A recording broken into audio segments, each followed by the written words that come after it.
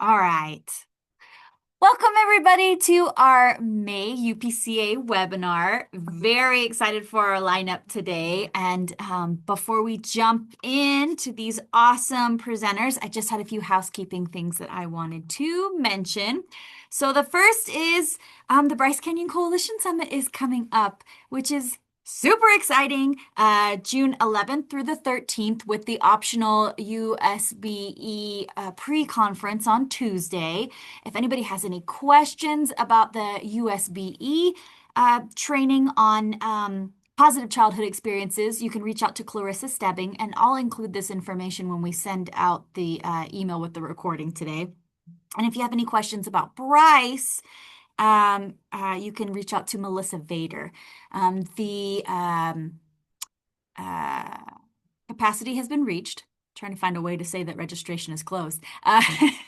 We have reached capacity, but there's always people that are canceling or have change of plans. And so if you're interested in coming but didn't quite make the cut, please reach out to Melissa. She's got a wait list going. Maybe something will happen and we can fit you in after all, but it should be a really great conference. We've got an amazing lineup of speakers. I'm really excited about it. And it's our 10-year anniversary since we started doing Bryce. Well, the OG group, which was like Logan and Rob and Kai and Melissa 10 years ago. So it's sure to be a really fun time with a really fun theme. I did also want to mention today is the last day to register for the Youth Prevention Summit at Bryce Canyon as well. And we did extend that for a few days. So last day to register and last day to nominate your youth coalitions for an award. We have about 7 awards that we're giving out this year. So please nominate your coalitions or the coalitions that you work with or your kiddos. I promise you, even if you think that you haven't done enough or that your contributions are so small, they're not. They're very meaningful, and we want to reward you. We want to reward those kids. So please nominate. I think we've only got like 3 nominations right now. So we'll send out that link as well. But SDS, right? We would love to recognize the kids for the hard work that they do. That should also be a really fun training. So we're excited about that. I also wanted to mention that the Parents Empowered and Underage Drinking Work Group has released the CPP. Gosh, I can't remember what CPP stands for. Oh, somebody infinitely smarter than me. Will you tell me what CPP is? Community Partnership Project. Thank you. My mind was just like crickets, crickets. So it's the grant that your coalitions can apply for to install parents empowered messaging in your community and debut the messaging and do an event to raise awareness and increase collaboration in your communities. And I know right now all of us are kind of watching our budgets. And so this is a great opportunity to apply for some funding and do something really cool in your community. The webinar for that is on May 29th at noon, and we'll send information out about that as well. But super great opportunity for additional funding and support from those awesome folks at Parents Empowered. And one more thing about budgets. The federal SLIM budget has been released, and I'm sure many of you have seen that a lot of prevention programs are, I don't want to say being threatened, but on the line. And so our folks at the federal level are really asking, if possible, for us to reach out to our policymakers. No pressure, really depending on your organization and your organization's policies. But if you're interested, we'll send out information later on today with how you can reach out to your policymakers to let them know what a negative impact this will have on the work that you do and the work in your communities.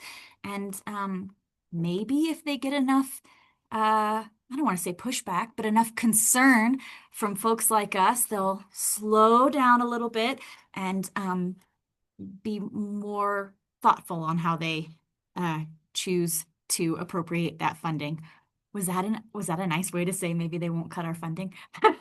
Like, gotta be careful. Be careful, Heidi. Anyway, kind of an interesting time. But if anybody's interested, we will send that information out. So I think that is all that I have. Does anybody have any questions before we move on? Okay. Well, I'm super excited to introduce our first presenter, who is Trudy Brayerton from the Caring Community Coalition up in Wasatch County. And Trudy is going to tell us a little bit about how they've managed to engage and retain key leaders. So, without further ado, Trudy, the time is yours. Hey, thank you. Yeah, so we have the Caring Community Coalition, and it's been in place for a long time, like since I have minutes that go back to 2007. So I think that that's one of the things to keep in mind is that just that longevity does help it get more known in the community and then helps as people move on, like your key leaders change positions or move on, they pass it on to their next predecessor or it just gets well known to do that. So, but with our key leaders, one of the things that we always do with every member that joins our coalition is we just have a one-on-one meeting with them and kind of go over the expectations of being part of a coalition. And mostly it's just to make sure that they understand what we do and we understand what their goals are because we want to make sure that that our goals align with each other and that it's not like somebody's personal agenda, to come onto the coalition and do that. And so that has really helped. And it also establishes a format so that when we get a new chief of police or a new mayor in, that's just a thing that we do. And we use it as an opportunity to talk about all the programs we do and all the services that we offer, but also to invite them to be a part of the coalition and establish that contact. And I think that face-to-face really helps a lot, really makes a big deal in getting that connection is what really helps them to show up. The other thing we do to help maintain our key leaders and their coming to meetings is we make sure that number one, we know that we're dealing with people in our community that are at a higher level than us. They're busy schedules. And so we make sure we provide a very well-organized meeting with an agenda, and it's planned out well and it's run effectively just so that we are respectful of their time and we know that when they come that they get something out of it and it's not disorganized. And so to speak, we always say, well, it's coalition meeting. We've got to put the time into preparing this and have our ducks in a row so that it ends up being a good meeting for them. The other thing we try to do to retain our key leaders coming is providing a variety. So people are interested in different things. They have different learning styles. Some, like our high school counselors, love the touchy-feely things, but our mayors and chiefs of police, they want to know more the data and what the actual problem is. And so we really try to rotate our meetings, the topics of our meetings, so it covers different things. So we talk about the research, the data. Sometimes we bring in professionals to train us on what the issues are, the topics that we want them to. Some are coalition planning meetings and where we really, have to develop our logic models or work on a plan or work on an event that we sponsor. And so doing those different things really helps. And I noticed too, like with our key leaders, like our mayor, will come, if I send out in the agenda, this is the topics that we're talking on, then they can kind of look at it and go, oh, that really interests me this month. I'm going to attend the meeting so I can give input or learn more about it. The other thing that often helps is when we have a new person, a new key leader, chief of police, we'll invite them to be a presenter at our coalition and talk about what their goals are, what the changes there are that they're trying to make in the community. So engaging them that way. Another thing is that we keep track of our members by sector. And so I just updated this the other day because our mayor is going to use our coalition board to help her get a award through the health department. And so she needed to show like who were members of our coalition. And so I'm going to try to screen share this just so you can see how I have it organized on here. There, can you all see that? So this is our kind of how we have it by the sector. So we have our healthcare sector, our social services, behavioral health, education, and it has all these different sectors and then the people listed who are part of it and what their title is. I have another one that does have like their contact information on it, but I don't usually share that with the community. And so that's another thing that's really been really helpful is we look at that and make sure that we fill those gaps and say, oh, we need, and then we share that with our coalition too. So they know that we're trying to keep our coalition balanced and not have it too heavy in one area because so that everybody kind of has a voice, every sector has a voice. And we also, when we notice that we have some gaps to fill in our sectors and we want to bring new people on, we take that to the coalition and ask for their, like who, if they have a contact or they know somebody. And if they do have a personal contact, we ask them to reach out and help make that. And so I think that really is kind of helps us keep the nothing about them without them piece of the coalition by involving them in that process and letting them know that everybody has an important part to do. So a couple things just to wrap up. That we've learned over the years is that our best members are the people that have a passion for the coalition work we do. And so we know that sometimes mayors, some will love it, but others are a little bit less engaged. And we understand that they have busy schedules, but we do find that even our busier people, for the most part, make it to 2 or 3 or 4 meetings every year. And so they do show up and participate. And we know when they're at that level, those highest key leader levels, that we feel like that's a win, that they are still engaged and they're still coming, even though they can't make it to every meeting. And so we know as, we mayors come and go and that the next one may not be, but we never give up hope and we still always leave the door open and we're always inviting to them, and let them know that they're always welcome to join. And like I said, that personal connection is one of the most important things, being positive with them. And again, always welcoming them to let them know that they're always welcome to be a part of the coalition. So, and that's pretty much all I have, unless anybody has any questions.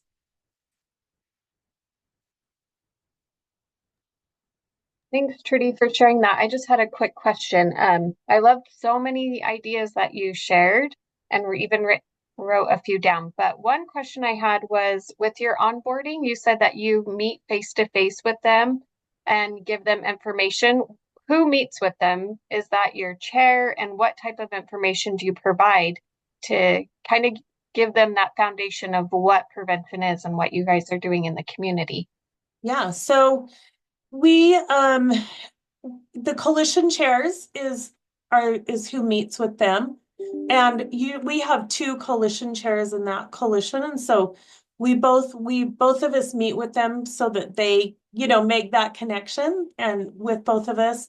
And then we're actually in the process of kind of coming up with a new checklist. Just over the last couple of years, we've had so many more people that have wanted to join our coalition that we felt like we needed to get more organized. So that's kind of on the plan for this summer when we hope we're less busy to work on that. But we just go over that there is like kind of our expectations, like we do sponsor 2 events during the year. And the expectation is that all of our coalition members are available to help during those 2 events because they're coalition sponsored. And talk about just our monthly meetings and everything. So we don't have a real spelled out process, but we want to give them a good picture of what we do as a coalition and so that they don't come into it with different expectations or their own agenda. Thanks. Awesome. Thank you, Trudy. I took a lot of notes too, and I love the idea of letting key leaders highlight the work that they do. Like we have agency sharing during our coalition meetings, but like I've never thought to like ask the key leaders if they'd like to share something about the work that they do and what's in it for them. And I like that idea. So Wonderful. Thank you. Our next presenter is from the Bear River area, and I'm happy to introduce Angie Hatch from the USU Coalition, who's going to be telling us a little bit about recruitment. So, Angie, take it away. Okay, so recruitment, we're a really new coalition, and recruitment's really all we've done. So I'm glad that that's what they asked me to talk about. But so I am just going to start back at the beginning, and I feel like a lot of the people on this call have seen me in trainings and things like that, saying like, I'm not sure exactly how we're going to do this, and asking questions like that. So I'll tell you a little bit about how it's going, update. But so the first thing that we did when we were starting out, I was lucky enough to have Rachel before me that worked with Jess Brewer a little bit, and put us in contact with a champion there on campus. And that person made a lot of difference in that they were able to give me a list of people who might be interested in participating as a key leader, and also gave me the advice of, if you want this coalition to take off, you need to be up here on campus and be talking to people and be making connections and really get to know people. And that was really good advice, and I took that to heart. And so I started to schedule appointments with the leaders that he listed, and went and met with them face to face. And I took to them just a one-pager about CTC that had been put together. I think that Rachel and Jess had worked on that a little bit. And so I took that with me, and Aggie bar, a chocolate bar, and to thank them for their time and listening. And as I talked with them, they were really great. Almost all of them were really accepting and really like wanted to know more about what we were doing. And so as I talked to them, I told them about an orientation that we would be having. And a lot of them, even at that first meeting, said that they'd be willing to come and hear more about what we were talking about. And so then I created an invitation and took that around to all of them again. So it was an invitation to the orientation, and it was one in an envelope so that it wasn't just an email. But I took it around to all their offices, and that went a lot faster because then I knew where everybody was because I'd already had one meeting with them. And so I went and delivered that. And I was really excited because a lot of them came to that key leader orientation. So most everyone came to the orientation, and I still didn't have my feet under me as far as CTC. I'd just barely been to the training. And so Danielle helped me with that first orientation, and also Natalie from here at the health department. And so they did a lot of the presenting there. I took the really hard stuff like the icebreakers and the hanging the stuff on the wall and the welcoming, because I knew the people. The welcoming was kind of a really fun part for me. And then after that, all of the key leaders, they were really awesome, and they said, what can we do? What can we do to help you? And so I gave them all a QR code, and I'm not even sure which ones used it, but I think mostly the professors used it with their classes, and they told their classes what was going on campus with our coalition, and gave them the QR code to scan. And so at that point, I started feeling more like there was more than just me and my champion there. And so the key leaders started to really work to help us get a coalition. And so we didn't have like tons and tons. I kind of worried. I was like, what if everyone signs up? And I was like, but we had 8 people, 7, and then 2 that joined virtually. And so that was really, that was exciting. And that was a really great start for our community board. And so after we had our orientation, then we had our key leader meeting. Then the next month we had our community board orientation, and started 2 weeks later having our community board meetings. And I talked to the students, and they felt like we're on such a time crunch as far as semesters go that they wanted to meet every other week because we don't have work groups yet. So those are the only meetings that we have, like we're functioning as the work group. But having those consistent meetings, I think, was really important. And then I just couldn't believe how fast that semester went by that we were working. And at the end, the key leader said that they wanted to have the appreciation luncheon right after graduation. So that was the first week of May. And I was like, we just barely got started. And now now we're having our appreciation luncheon. But it was really great. And a lot of them came. I think the professors thought they would want to come, but it was right after graduation. And so I ended up just taking their thank you gifts around to them, and they were really gracious and said that they were sorry that they missed the appreciation luncheon, but that they were still excited. And anyway, so we have a few other ideas for recruitment coming up in the fall. We're thinking that we will do a table at day on the quad, which is a thing for all of the students at the very first of the year. And I forgot to mention that we had an APE student that came and helped. So for her APE project, she worked on the coalition, and after doing her projects, she was so excited. She's like, I still want to keep doing this. And so she's been super helpful, even though her APE project is done. With getting more things done, she created a recruiting trifold for us and a sign that we can use for yard signs, because that's one of the recruitment things that the students told me about. Is they said that during that first week, everybody puts up yard signs all over, like talking about our coalition, but their whatever it is that they're promoting.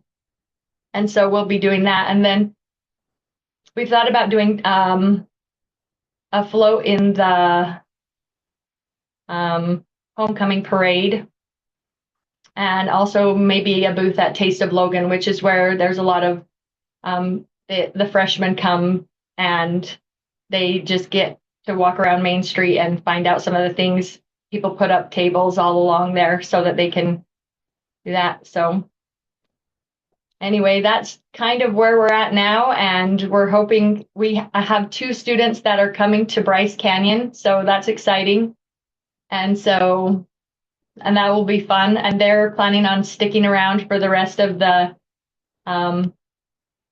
year next year, and so we'll see how the recruiting goes coming up. That's exciting. Yeah. Such like an exciting time when you're starting to develop a coalition and engaging people. Like I can remember that. It's scary, but exciting. I feel like it's really like some days I'm like, this is awesome. And then some days I'm like, this is never going to happen. It just is like, I feel like this a lot. I feel like that with coalition work. Yeah. Like it just ebbs and flows. Debbie Comstock is wondering what to say when asked, why would I want to be in a coalition? What's a good grabbing answer? Like what? Say that one more time. Yeah, like what's in it for the person that you're trying to get to be involved in your coalition? Well, right now at this point, we have a lot of public health students. And so there's a lot of them that are looking for something for their resume, or they just really want to make a difference on campus, and they're learning about that. And so that's helpful for our coalition too, because they come in a little bit with some background and some knowledge. And so hopefully, like where we're just starting out, we don't have a lot of the, like, what is it, CADCA's 12, whatever they are. We don't have a lot of those yet. We're just barely starting, but they do have a lot of knowledge about public health, so, and that's helpful. Yep. So for them, it's really that. Yeah, that's I great. don't know. Rochelle said it looks good on a resume and gives them opportunities to connect, make a difference. Yeah. Great.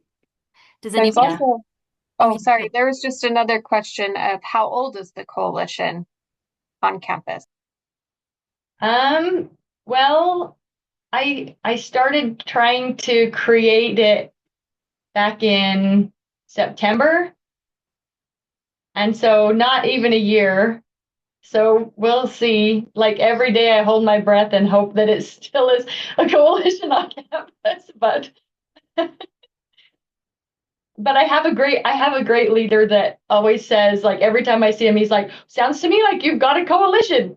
And I'm like, Aw, oh, please don't let me let you down. that's awesome. Does anyone else have any questions for Angie? Okay, we'll make sure to send all their contact information too. I don't know about you guys, but sometimes it takes me a while to process things. So like 3 hours from now, I'm gonna be like, I should have asked this. Like, thank you so much, Angie, for sharing your time and your knowledge about recruitment. We really appreciate it. Before I jump into our next speaker, I realized at the beginning I forgot to mention that the UPCA is looking for more help. So if anyone is interested in volunteering and becoming a member of our executive committee, we would love to have you.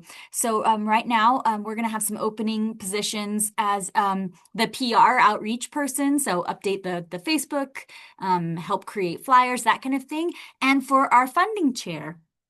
So help look for grants and maybe help people connect to different resources. So if anyone is interested, please feel free to reach out and I'll send out an email about it too, but I would feel terrible if I forgot to mention that on the call. So our next speaker is from Central. We're doing a tour of the state from Snow College, actually, and it's Rochelle Holbrook from the Healthy Badgers Coalition. And so she's going to be teaching us about how they engage youth on campus. So take it away, Rochelle.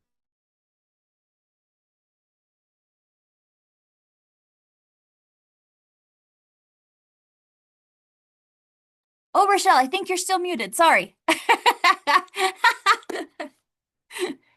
Okay, that could be a problem. That just tells you I'm a little bit nervous, right? So here we go. Can you see the right thing? Can you see I Youth see Coalition at you, Snow but we don't College? see a screen. I mean, Oh, like if you're trying to share dang. a slide. Sorry, people. No, you're Sorry, fine. everybody. Okay, we Don't tried this stress. beforehand and I thought it went good. Here we go one more time. No worries. Okay. Share. Do you see it now? Yes. Yay. Okay, so here we go. Let me minimize this one. Okay, so mine's a little bit long, so I'm just going to zoom right through this if I can just get it to play nice, but now it's not moving. Oh, and you know what? These were my talking notes. I am so sorry. Let me try one more thing with No worries. We've sharing this all screen. been there. Like all of us have been there. So don't Oh. stress.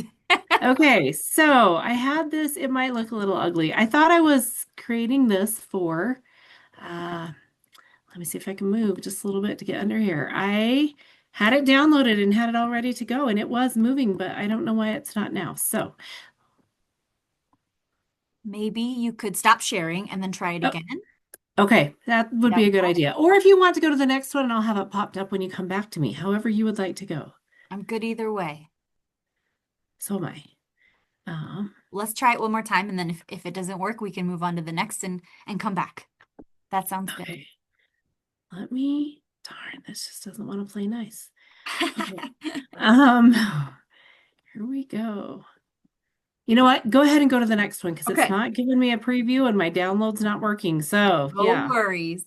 Okay, well, let's move on to our next speaker. And truly, we've all been there. I feel like every time I log on a virtual meeting, regardless of the platform, like the camera's not working or the speaker's not working or like it's always something. So it's just us. Don't stress. Darn. Our next presenter is from the Southwest area.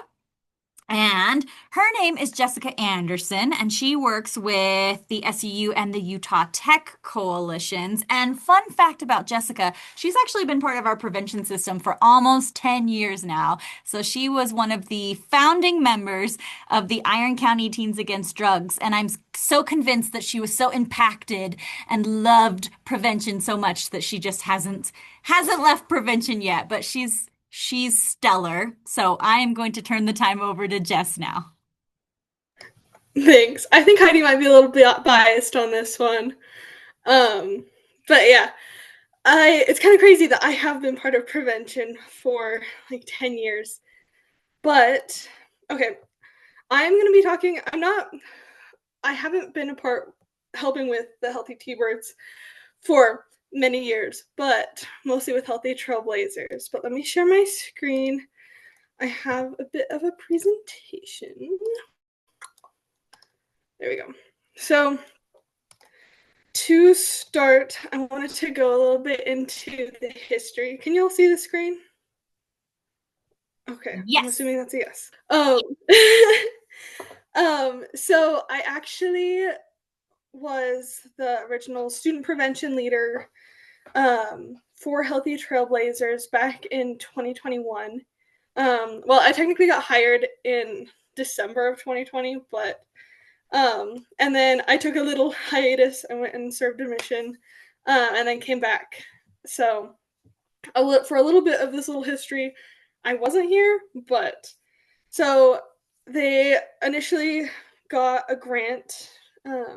They wanted to start out with a grant for middle school coalitions, but then decided to go for college coalitions, which, since I'm not in middle school, I was all for when I found out about it. And so we already talked a little bit about, I didn't really want to focus on starting the coalition, but kind of on the stuff that we've gone through since then. It's kind of cool that we've been a coalition for this long. It's coming up on I guess it's been 5 years now since we started. And so we've had a lot of growth and a lot of cool things that we've been through, but that means we've also had a lot of challenges.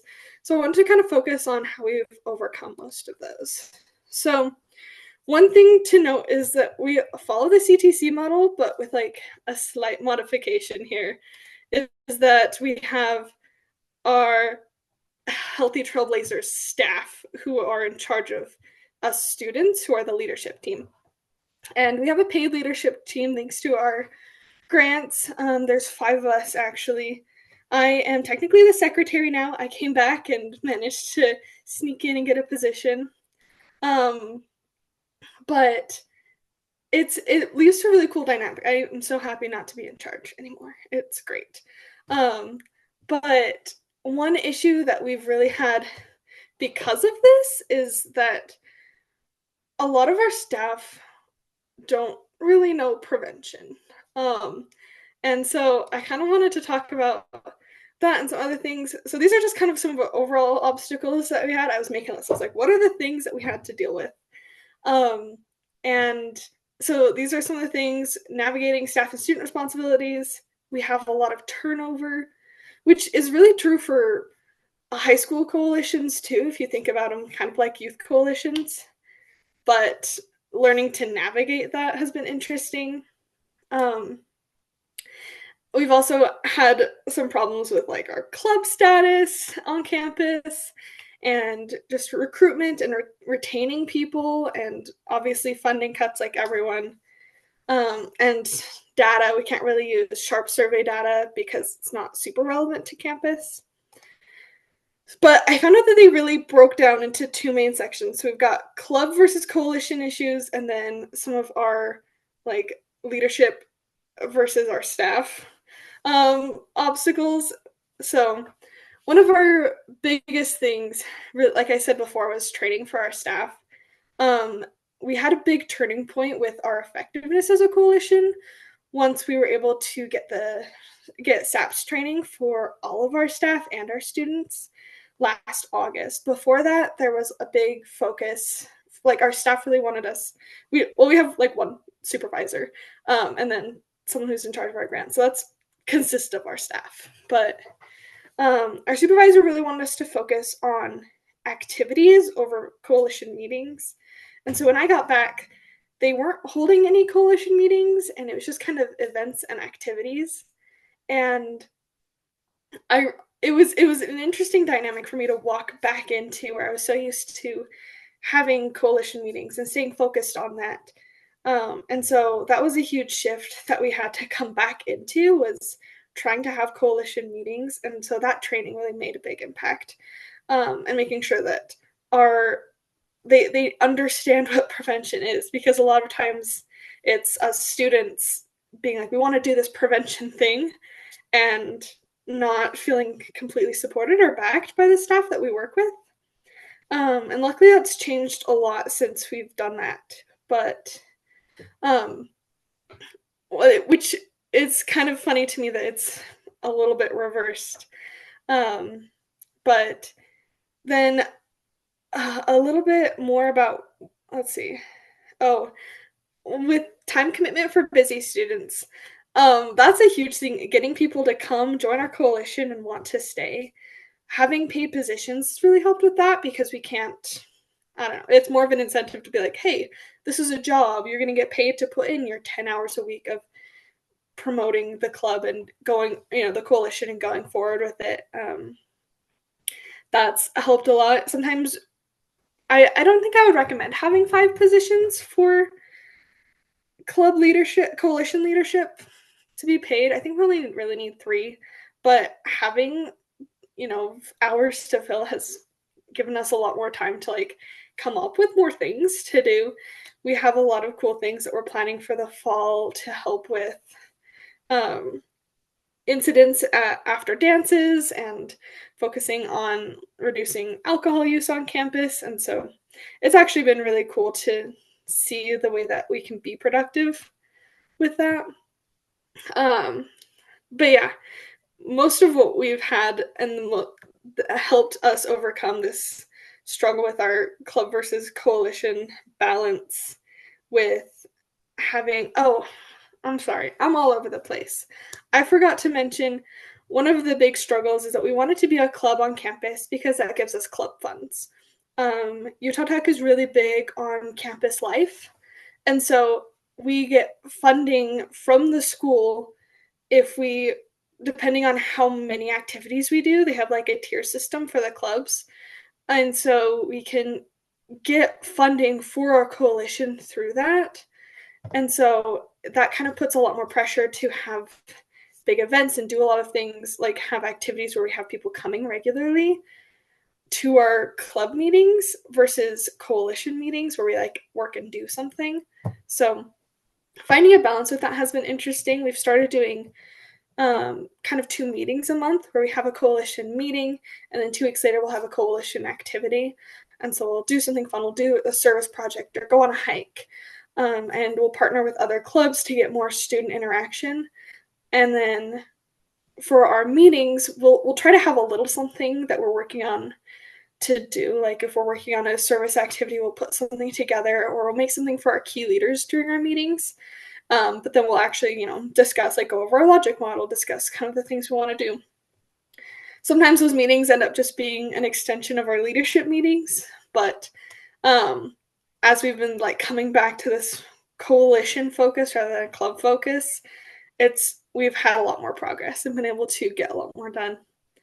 And then I've kind of talked a little bit about this, our issue with student versus staff roles. I just accidentally lowered my chair. Okay, we're fine. But we have had a lot of problem retaining our supervisor position. We currently don't have one, but we just transferred to be under the Booth Wellness Center on campus, and they are hiring someone to work full-time, half with our coalition and half with public health stuff on campus. And so we're really looking forward to that, to actually have someone that's hopefully there to stay. But one issue that we have had in the past was issues with just trust between our staff and our student leadership positions, people in our student leadership, partially not trusting either our expertise. When I first started as the student prevention leader, I was only 18, but I had 5 years of experience with coalition work up until then. And so I was just this 18-year-old who, I don't know, it was hard to balance the trust with, I know a lot about prevention, you are the one in charge of my funding. And so balancing that has been interesting, but it's grown over time. And also, I think it just had to be a slow process with our staff, recognizing that we are adults who can handle it, when some of them are used to working more with teenagers. And then mostly navigating responsibilities with funding. There's a few things where we haven't been allowed to see like our grant funding information because it contains information about people's salaries. And so being able to like navigate that and come to the solution where we can see the rest of the budget has been really important for us, and realizing that there is a lot of compromise. But in reality, there's a lot that we've done to be able to come a long way with figuring out how to be effective as students and get a lot done by utilizing our staff in a way that is a lot more helpful, where we can really take the lead and really be student-led instead of being, I don't know, being a student front. I think that's been the biggest thing. We are in charge of figuring out what swag we want to give out and actually planning all of these activities and events that we're doing. And that has made a big impact compared to when we started, and kind of like when I got back, where we had like 200 frisbees because no one wants frisbees. And a lot of things like that where we were on the same page. And so it took us a long time to get to that point, but it's also been really good to be able to work together and collaborate a little bit more on that. So yeah. Does anyone have any questions? Cool. Jess, you kind of mentioned that you're starting to collect data like for your population that you're trying to address. What are some ways that you found to find some data? I feel like this might be a leading question. And I've been working on a personal project to collect some data. When we first started the coalition, we put out our own survey to get a little bit of data specifically about campus, and we've used the Acho Nacho survey in the past and the Healthy Minds survey, but none of those really focus on risk and protective factors. And so kind of our new focus has been finding data on those specifically, because like maybe a third of our student population is actually from Utah, let alone the area. So using Sharp survey data hasn't really been helpful because of how many out-of-state people we have at our school specifically, and even international students. And so having campus-specific data has been really important and kind of our new focus. Oh, someone put a question in the chat. Let me look. Oh, for swag, we've done a lot of stickers. That has been my new favorite thing. We can print them at the Innovation Plaza on campus, and so we design and print them ourselves. But it honestly depends. Depending on our event, we've done like cup covers for drinks, so you know people can't spike your drink at parties. We've really focused on partying safe instead of, you know, don't drink at all, just because of our campus climate. And so things like that. We've given out a lot of rape whistles, chapstick, and we started handing out the little hot cold packs. Those have been great. But it really depends on the campus. I think frisbees might go over great like on a different campus. We have a lot of people who are really into frisbee golf, like disc golf. And so they have their own very special discs, and they don't care about a cheap frisbee. Other people will take like 4 for their dogs. So I think it really just depends, and seeing what other people are handing out and figuring out what works best. We try to just order a little bit of something, and if they go over great, then we give out more. But yeah. Good idea. Does anybody else have any questions for Jess? Okay. Thank you, Jess, so much. Okay, back to you, Rochelle. Are you having any luck with your... We're gonna try this one more time. I shut my screen off a little bit and it worked really good for a Great. minute. So hopefully we'll get there again. Okay, so can you see what I am trying to share? Yes. Okay, so I feel like Jess called me out on a lot of things. So I'm going to go really quick and buzz through this. But just the introduction, a little bit about me. I am our office manager here at the Counseling Center at Snow College, and I'm also the prevention specialist. And when I interviewed for the position, I asked them, like when they said you have questions at the end, I was like, what does your prevention entail? Because that's not really my background. And they were like, oh, it's not a big deal. You just have a couple activities a year and you're good to go. And so I think what Jess was saying was really true. I didn't have a clue. And I just wanted to give a shout out to Libby Hinckley from our central region because truly she has made just such a huge difference. And so, but I think getting that training for people and helping them understand is huge. Libby helped me get to a CAARE prevention conference. And at that conference, it was in 2019. It was just when vaping was kind of really becoming a thing. And I went to that breakout session and totally was just blown away with what I learned about vaping. And I came back to our director and I said, hey, we need to get ahead of this on our campus and we need to share this information and get some policies in place. And he kind of just looked at me and he said, I agree with everything you've said, but we have no funding. So if you can figure it out, then you can do it. And so, kind of sent out feelers to different spaces saying, how do we get funding and what do we do? And I had never written a grant before. And the Central Utah Region Health Department contacted me and they said, hey, we would like Snow to become a tobacco-free campus. And I was like, seriously, I would like Snow to become a tobacco-free campus, but I don't have any funding. And so they said, well, how about if you get in touch? They sent me the information to get with Truth Initiative.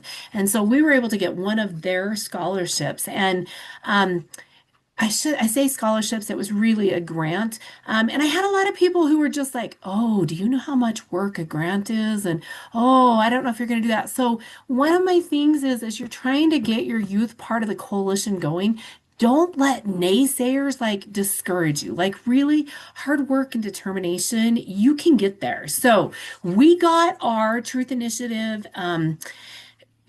scholarship just right at the end of January 2020. In fact, it might have even been the 31st of January. So we were just getting our feet wet and trying to set up they called it a task force, but really Coalition Key Leaders was kind of what it was. When all of a sudden they said, okay, spring break and we don't know what this COVID is and nobody's coming back. And so it was rough to get that youth part of the coalition going because we couldn't gather, we couldn't do things, but we found out, I think that it taught us some important things about a youth coalition that we didn't even realize that we were learning. Like for instance, we kind of had a work group in place without recognizing that it was a youth coalition work group. So we did have just a few student workers who were hired, but because we couldn't get together, we broke things down into pieces. And so it'd be like, okay, do you think you can get your roommates on board to come help us do this piece of this event? Or can you, and another one, can you get this piece on board to come help? And so we worked for all of 20, a lot of 21 that way because there were such limitations on gathering. But what we found out, especially during that time, it was true, but I feel like it's really still true.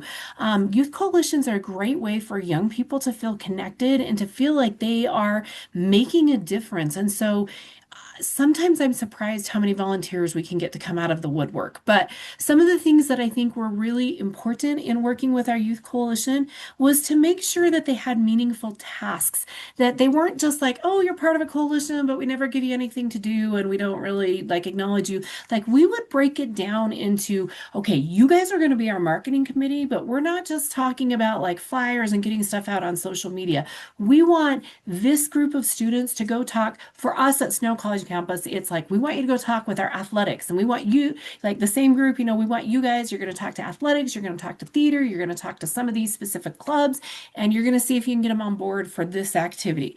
And maybe another group, okay, you guys, you're going to be in charge of like welcoming. We want every person who walks through the door onto the field for this event. You're going to come and help us with making sure everyone feels that we're grateful to have them there and that they are important to be there, and to make sure that we don't have people who end up being wallflowers, that they feel like it was important for their time to come. And we just have small groups from everything from setup to cleanup to helping in between. Another thing I would say is to give praise and recognition liberally, and kind of with that, let them, I think Jess touched on this with, they have great ideas, and sometimes hearing their ideas and understanding where they're going for it. I just have to share, I thought this was a really cool experience. One of our activities we had was kind of a bigger activity. We did like a mini golf thing that we had borrowed mini golf holes from another department, and we had information that students, as they came to this, they were supposed to read the information and then they would golf that hole and then they would continue on. And we knew that a lot of them wouldn't take time to stop and read the A-frame with the information. So we also had people there who were like just sharing the information, keeping the lines going and stuff like that. But we were short on people. So we just had asked around people on campus, could you come help us do this activity? And we asked them to help us serve the refreshments. So our refreshments for this activity with our mini golf, we did donut holes. And so we had homemade donut holes, and we just had like three little mini donut kind of things that they got. And so we had told these people when we gave them the instructions with passing out our refreshments, we said, okay, everybody's going to get 3 donut holes. So I kind of, as supervisor, running around making sure everybody's got everything going. And then I'm like, oh, you know what? We have all these volunteers over here. I'm going to go make sure our volunteers are okay with serving refreshments. So I pop into the table to help serve. And this new volunteer that I've never seen before, don't know anything about, he's telling everybody that's coming through his part of the line, he's like, hey, I'm going to give you 3 donut holes, but if you can share some information with me, then I'm going to give you another donut hole. And my first thought was, oh no, because we're gonna like run out of donut holes and what are we gonna do type thing. But later when we had just like a little break, I said, hey, tell me about this extra donut hole thing. And he said, well, in the beginning I was he said the instructions they gave us was, see how the activity was, did they have fun? And he said, and I asked them, did you learn anything? And some of them were like, and he said, I realized if they're not learning anything, then your whole activity is like in vain. And so he said, I was like, well, if you can tell me something you learned, I'll give you an extra one. And he said they would kind of like turn around and look at some of the A-frames that they could see and share a small piece off of it. And then he realized they were just sharing that little bit of what they could see. And so he was like, that person, 2 people in front of you, they already told me that, and you probably heard that. So you got to go find something else. So he said people started running back to the A-frames to gather information and coming back and sharing it so that they could get that extra donut hole. And what happened with that is then people who were at the holes would be like, oh, we got to have this information so we could share it at the end. And so it was so much more effective in helping people like integrate that information that we were trying to share and taking away. And yes, we ended up going and buying more donut holes from Walmart. And yes, we ended up like readjusting, balancing stuff with our budget. But you know what? It was totally worth it. And so just giving people a small piece that they can be a part of and hearing their ideas and their ingenuity, like it's awesome. So that was a great thing. We were approached by SUU about starting a Healthy Badger Coalition. And I don't know if it was because it was during COVID or what, but when I had first tried to start that task force, and I even had some CTC training and trying to get a coalition going on our campus, I just hitting brick walls. So when I had some people from SUU reach out about having a Healthy Badger Coalition, I was like, I have tried to do a coalition for years, but if you can get these key people on board, then all the more power to you. I'm on it for 100%. So they went and did that. And it really taught me, you know what, sometimes maybe send someone else to do it, because that was so helpful. When I had a struggle, they got the right people. We got our adult key leaders in place, and it was fantastic. And the beautiful thing was then we could put these youth work groups that were kind of already functioning to carry things out, and it just worked so good. So we found out part of what I was asked to speak on is how we moved forward after we lost some of our funding. And so we found out March 26th of this year that we had lost funding March 24th. And immediately the other paid advisor was gone and half of our student teams lost their position. And I kind of met with our director and I'm like, we cannot like our students have 1 month of school left, and I just don't want to go tell them they've lost their job for a month of school. So we've got to figure this funding thing out.